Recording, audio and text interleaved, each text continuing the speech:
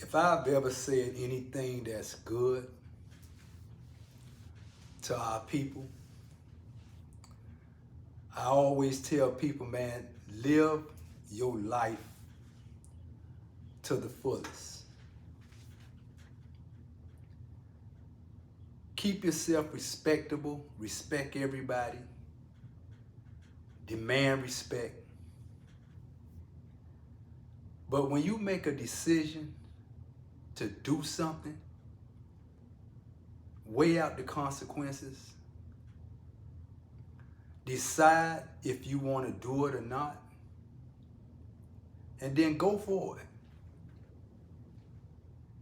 And if you don't ask nobody opinion about it, don't worry about what nobody have to say about it.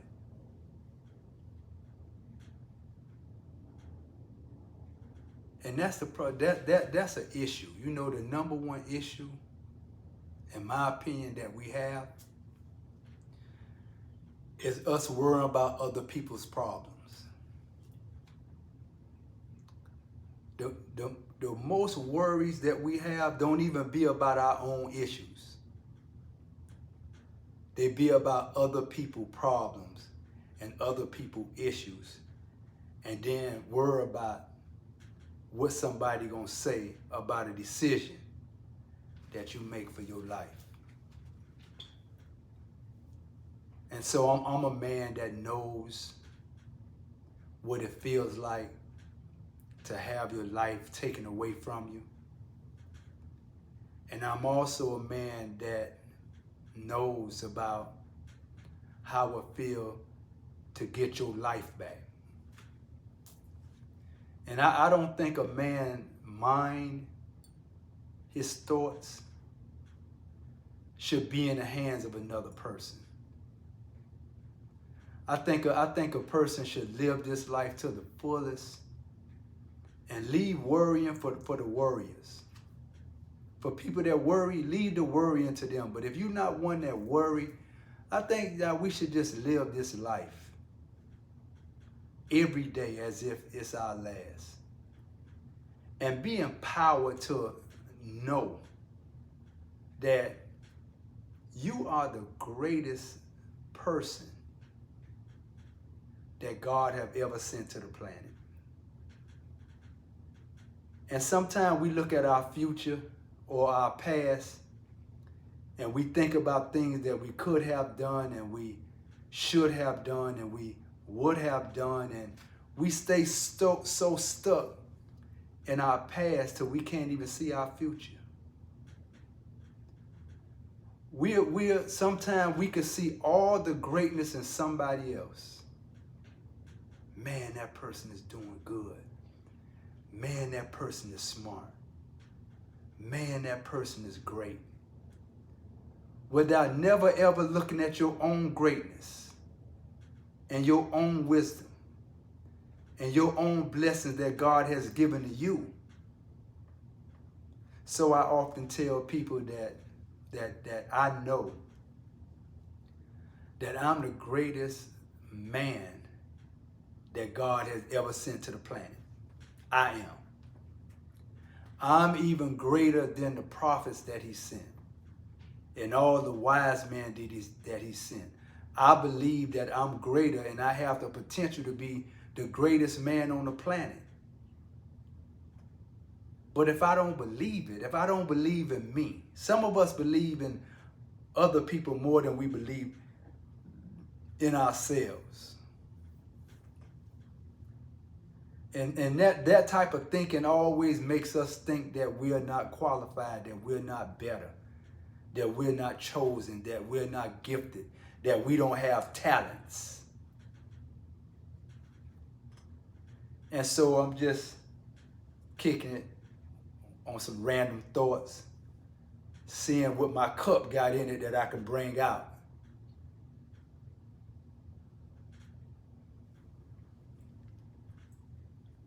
It's the King's Cup.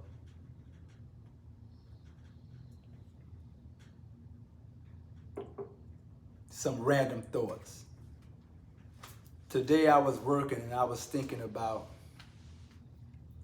how they put the smart tag or the smart label on everything. And when I was a younger man, when somebody said that a person is smart, man, you paid attention because that person was intelligent. Now, everything is smart. They got the smartphone, they got the smart car, they got the smart refrigerator, they got the smart watch, they got the smart this, they got the smart that, and they even got smart water. And so I asked myself, what makes water smart? You know, we know water has life in it, and life, you know, about 98% of life is attributed to water. But does water have a brain? So they got smart water, right? And so everything has become smart, and so smart. Why they haven't come up with the smart man and advertised it? You know, why they are not so smart that they won't go back to the basics and start teaching our children like they taught us in times past? Why can't, as smart as all these smart things that they got out, why can't our young children write cursive? It's just some random thoughts, my random thoughts. Why does a man or a woman have to be perfect in order to be good?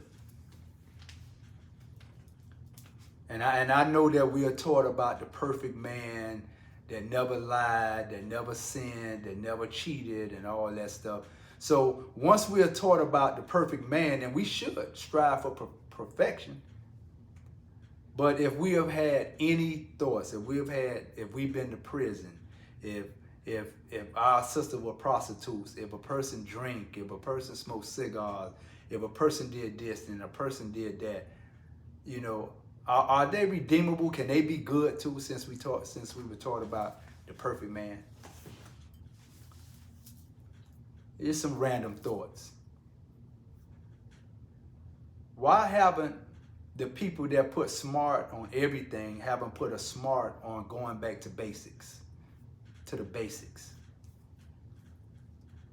Going back to letting parents, sane parents, raise their children like our parents raised us, those of us that was born in the 60s and back, since they so smart. Why are the people spending so much time on building smart stuff that they're not spending time on making our next generation of children smart?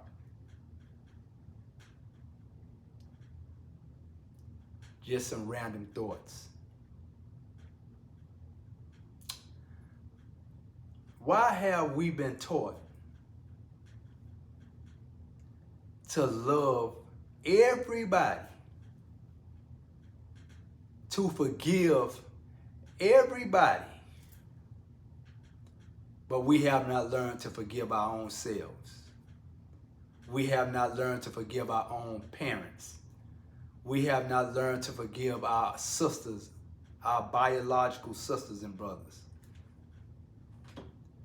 Why haven't we forgiven ourselves as a people? Why is it that when an investor that's black, particularly, open up a mom and pop store in our community, why do we patronize the lighter skinned people rather than our own?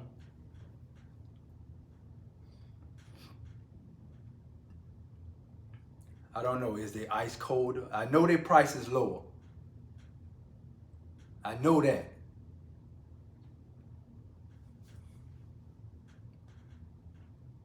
Why is it that as long as our Haitian brothers and sisters been amongst us, why haven't we learned some things from them by shopping with our own, patronizing our own, loving our own first.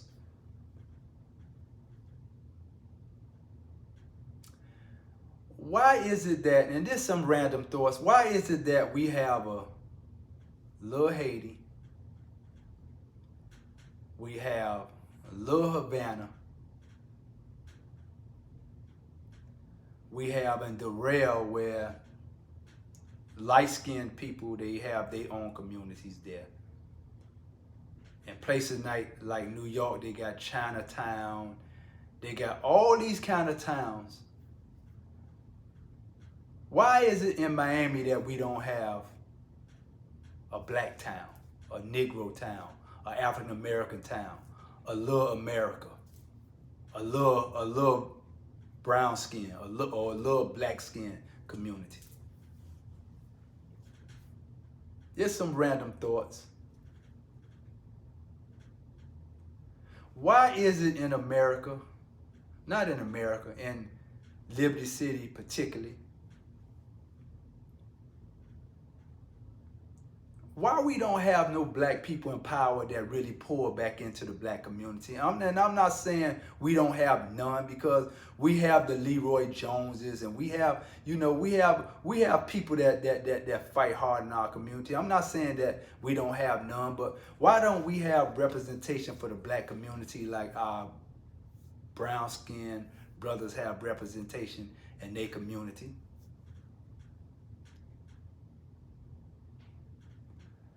Why is it that the communities that we grew up in that was all black, the Pork and Bean Projects, the Village, places that they called the ghetto, you know, why is all our people moving out and it's all our brown skinned people in there?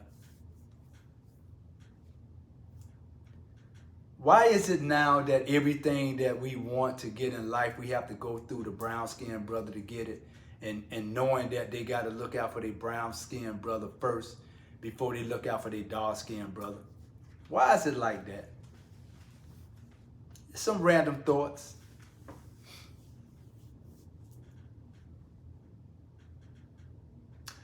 Why is it that we know that our brown skinned brothers, they come over here, they stay 10 of them in one house. All of them have particular duties to do. They might have one person that live in the house. His job is to make sure the other 9 people get to work on time and get picked up on time. And they stay in that one house together. And they open a business and they help the business. They help, all of them help in the business. And then one family member move out, and then he's set up to take in other members that do the same thing, and they come up and they thrive and they grow.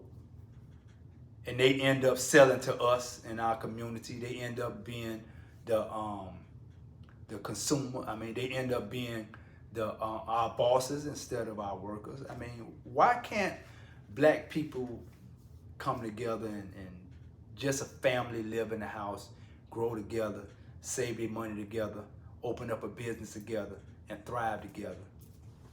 It's some random thoughts.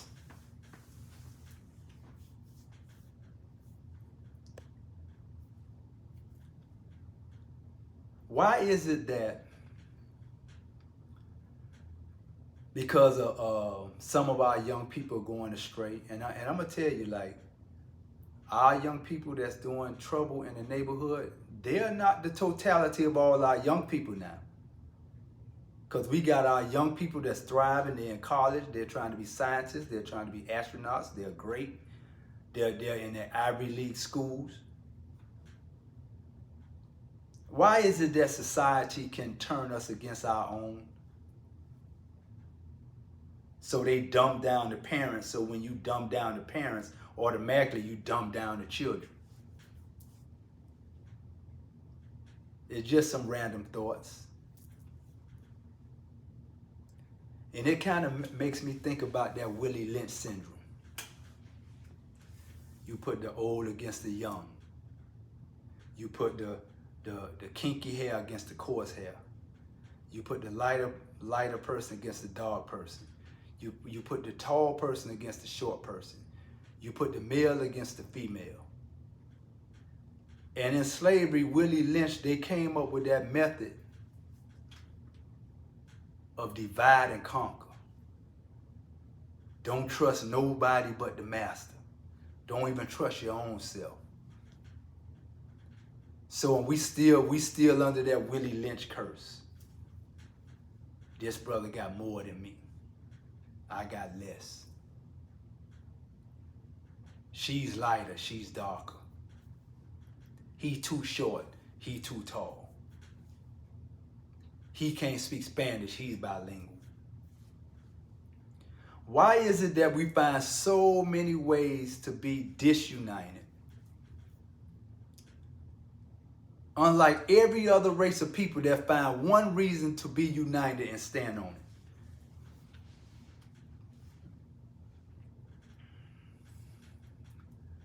I'm just drinking from my king's cup. What's next?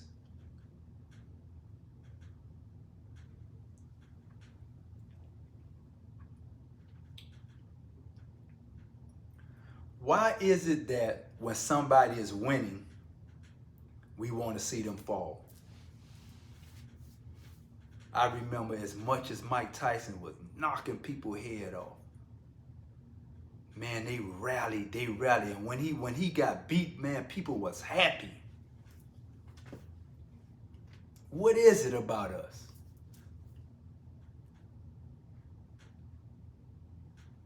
What is it about the crab in the bucket syndrome? Saying people are like crabs in a bucket. And every time one of us get up, it's a number of us trying to bring that person down. And what is it about the crab in the bucket syndrome that they didn't tell us about? The deeper science to the crab in the bucket. Who designed the bucket? Where did the bucket come from? Did the crabs design their own bucket to get out of? Who designed the bucket? That's a deeper question. Something to think about.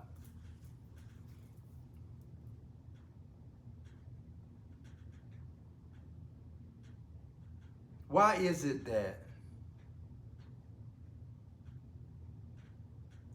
we don't love ourselves more than we love anything on the planet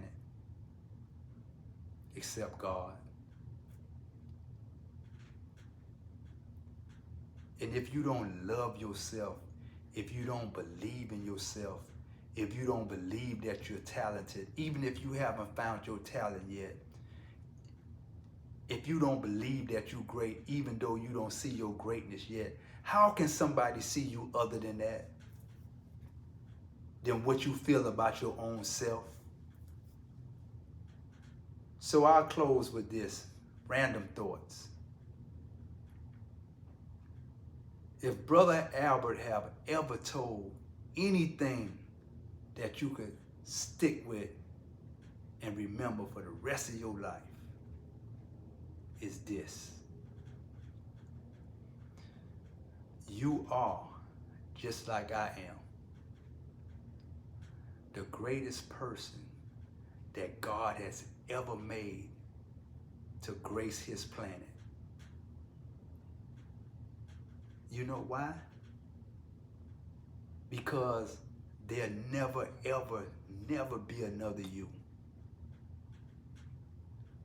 And if you want something bad enough and you put your mind to it consistently enough, persistently enough, and consistently enough, we could be whatever we want to be. We could do whatever we want to do. And we could have whatever we want to have.